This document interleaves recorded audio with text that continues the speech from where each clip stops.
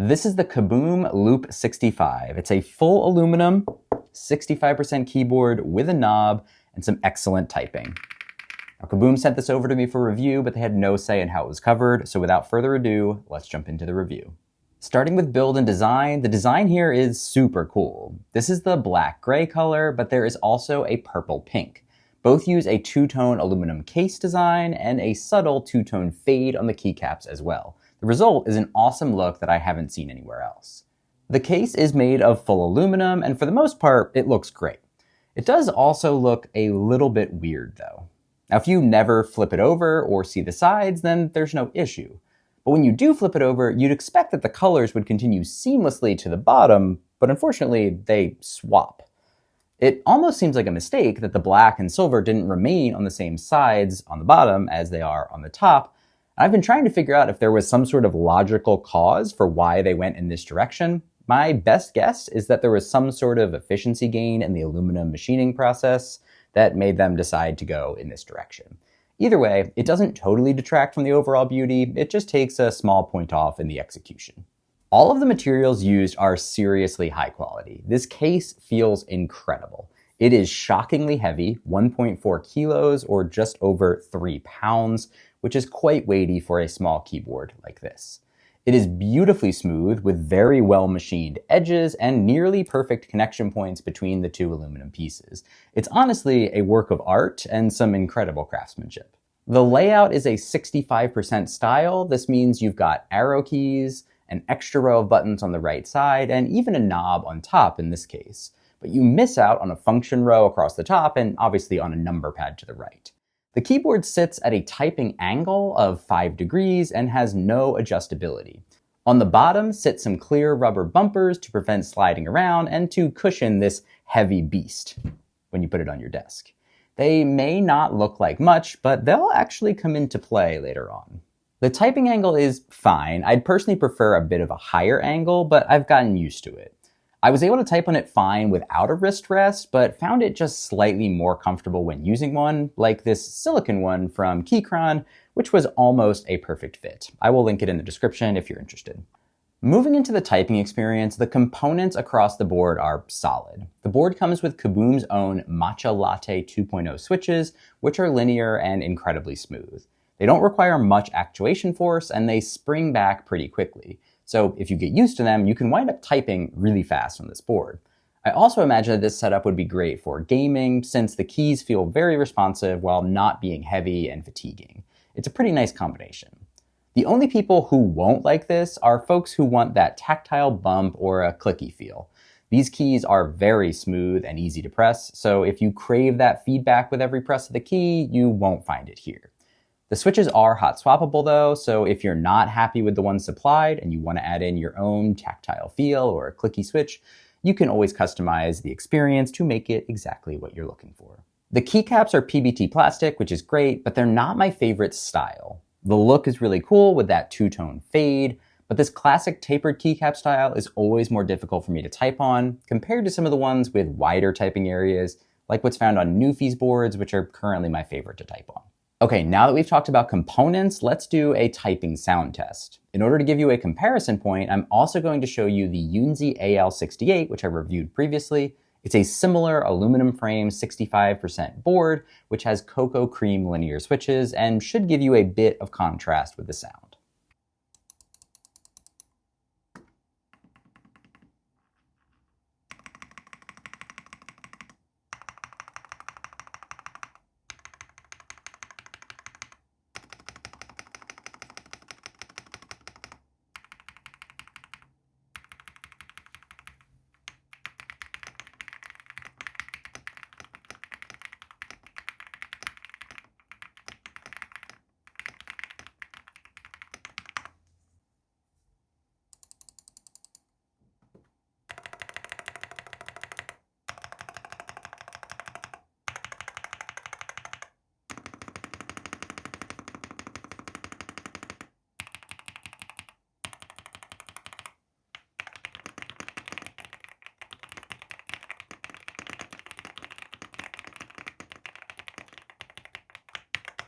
Sometimes when you use a keyboard, it is immediately obvious that it sounds and feels hollow. Now, I've been trying to come up with the right word to describe the exact opposite of that feeling. Full? Solid? I don't know. I can't really come up with an ideal word, but whatever it is, that's what defines this keyboard. It's so solid that there is absolutely no hollow sound or feel at all. The switch sound is honestly what you get, and that's it. This got even more interesting when I compared it to the Yunzi. I never thought of the Yunzi as hollow sounding. I don't think I even used that word in my review, but the Loop65 is so not hollow that it makes the Yunzi feel hollow by comparison. It's kind of weird. If you guys get what I'm saying and have better words for it, let me know in the comments, please. Help me out. Across the entire board, the key sounds are also incredibly consistent. All of the keys are stable with very little rattle, ping, or any other off-putting sounds. I don't know that this particular key sound will appeal to everyone, but for the folks who do like it, they'll love this board because it's so consistent. I also think that this means it would be a perfect board to swap in your own favorite switches, because you're going to purely hear the sounds of those switches without having a board's hollowness or rattling or anything else get in the way. If I had to nitpick one area, it would be the space bar, which is a tiny bit loose and brings in just the slightest amount of rattle to the typing experience, but it is nothing compared to many other boards that I've tested. They did put some silicone at the bottom to help make it better, but I think that they could do even more here to make it a truly perfect typing experience. The sound of this board is just a bit on the loud side if you have someone around you that's particularly sensitive when you're typing, but I wouldn't classify it as a loud keyboard by any stretch. The auditory typing experience here is honestly pretty awesome. For the typing feel, everything is incredibly snappy. It's reminiscent of the bounce back feeling you get with a clicky switch, even though it's linear and the switches are very smooth. The springiness at the bottom of the board makes it pop back and gives a really satisfying feeling as you type. Finally, to wrap up the discussion of typing feel, I want to take us somewhere you might not expect. The keyboard feet on the bottom. I mentioned during the design and build section that these feet are like big cushions. Well, I suspect that they may actually contribute to the typing feel and sound a bit as well, which I didn't really expect. If I push down on the keys, you'll see how the board has some bounce to it. I initially suspected that this was due to the gasket mounting structure that's internal. That's definitely some of it, but then I pressed just on the aluminum frame and noticed a ton of bounce there too. Now, since the frame is aluminum and therefore extremely rigid, all of that bounce you see is just from those feet cushioning and then bouncing back. It's difficult to know how much that may or may not actually be contributing to the typing experience, but it was such an interesting observation that I felt like I had to call it out. Moving to functionality and features, let's begin doing a deeper dive on the key layout. Since this is a 65% keyboard, you're clearly missing the function row across the top. If you need to access those function buttons, you can use function plus a number to get to your F1, F2, F3, etc.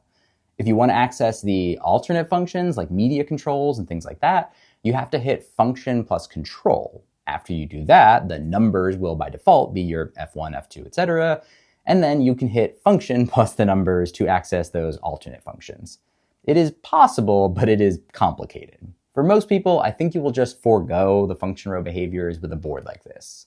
But if not, you're going to definitely want to study the included manual with all the key commands listed.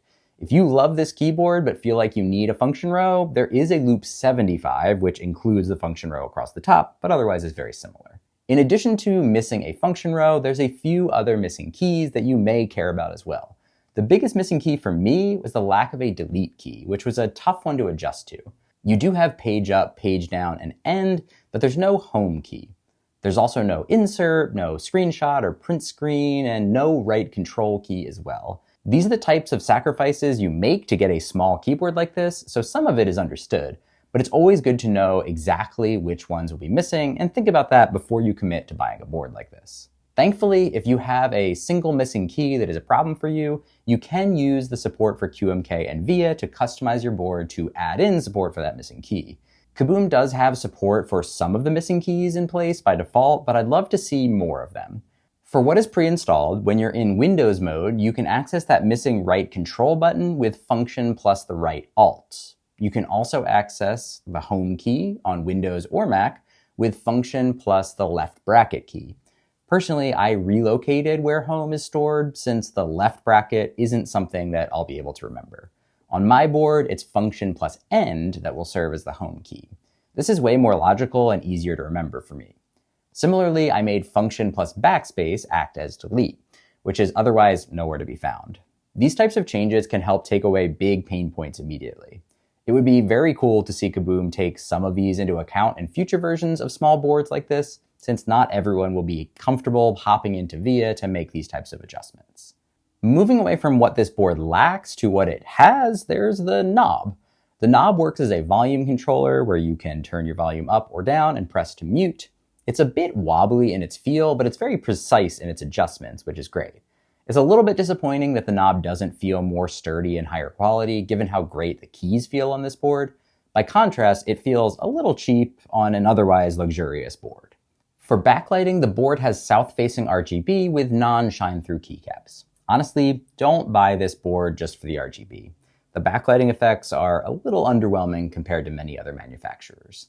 There's not a ton of variety in the lighting effects, and the solid backlighting colors are limited unless you go into a customization software like VIA. Also, the colors don't always look great. This is partly due to some copper-colored components on the plate underneath the keycaps, and also possibly because of the color of the switches as well. I see it most when I try to set the backlighting color just to white, a color which I think would look quite nice with this design. But unfortunately, it winds up somewhat blue with the reflections off of the various board components. Since I'm not a big RGB person to begin with, I found myself using function plus Z to turn the backlighting off and just leaving it that way to focus on the beauty of the keyboard instead. I've also found backlighting to be less important lately now that I've begun using a monitor light bar to light up my desk, which I documented in a video that I'll link down in the description if you're interested. For connectivity, you can use the board with Mac or Windows, but rather than swapping modes through a switch on the back, you have to use a key command. Function plus A for Windows and function plus S for Mac. Not a problem if you set it once and forget it, but an annoying step if you'll be bouncing back and forth between Mac and Windows devices regularly. There's also no Mac keycaps in the box to replace the Windows and Alt keys that come pre-installed. Not the end of the world, but if I'm paying a premium price for a nice board like this, and I intend to use it with a Mac, it would be nice to be able to make that switch, especially since the keycap color with that fade is a key selling point here. You can connect to your computer in a wired manner, plus there's 3-device Bluetooth and an included 2.4 gig USB receiver, which slots into the back of the keyboard when not in use. And shout out to KiiBOOM here for making a slot where the receiver sits flush, rather than having it stick out like a bunch of other brands. These are solid connectivity options, but once again, you have to use some key commands to change your connections, and they're not the most straightforward out of the box. Using Bluetooth is pretty standard, function plus Q, W, and E for those 3 Bluetooth connections. But to use the 2.4 gig receiver, you have to do function plus P, and then to go wired, you use function plus T. My advice to KiiBOOM would be to simply change the 2.4 gig connection to function and R. That way it would all be in a row and it would be much easier for me to explain and for everybody to remember. You'd have your 3 Bluetooth connections, then your 2.4 gig receiver, then your wired connection.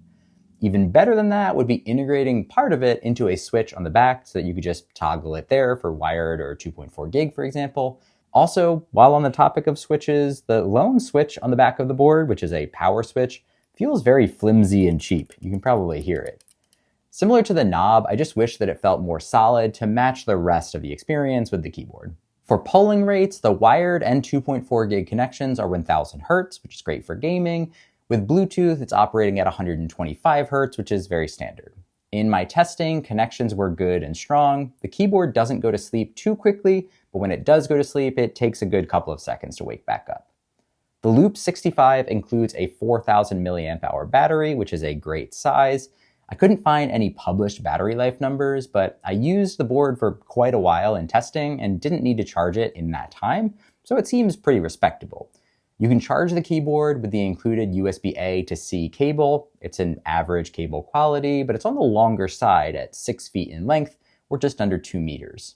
Also in the box is a dust cover, a combo switch and keycap puller, and a small Allen wrench to open up the keyboard if you'd like to make any modifications. Moving to value and pricing, the Loop65 retails for $160. If you need a function row, there is also a Loop75 available for $10 more, which is very similar but comes in some different colors. So the big question is, at $160, Is this keyboard overpriced? Yeah, probably a little. I think if you can find this in the $130 or less range, it becomes a much more compelling value.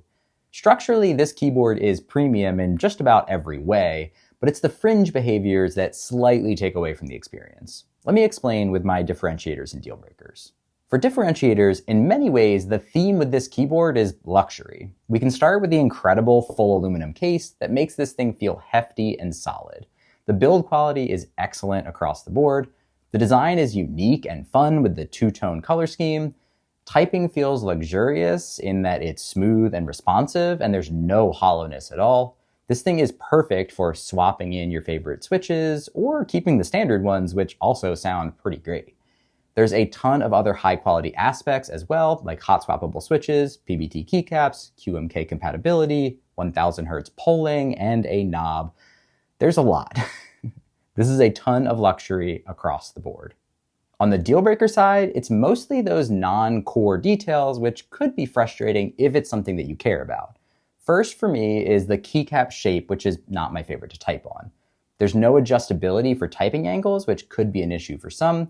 The lack of Mac keycaps is annoying and really should be addressed in the box at this price point. There's the myriad of key commands that may be relevant to your experience and aren't always in the most logical locations by default. Part of that is understood when going with any 65% model, but some of it could be avoided if there were switches on the back for things like Mac versus Windows or wired versus wireless. Little things like that would definitely help. Finally, there's the three places where the components just don't feel like luxury. The subpar knob, the shaky power button on the back, and the underwhelming RGB.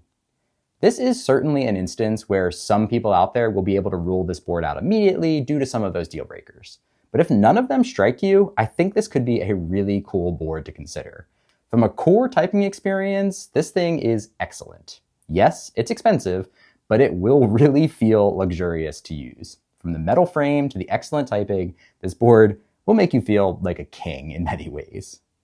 I think if you type a lot, you can fall in love with this typing experience, and it's a solid choice for gaming as well with the responsiveness of the keystrokes and the high polling rates.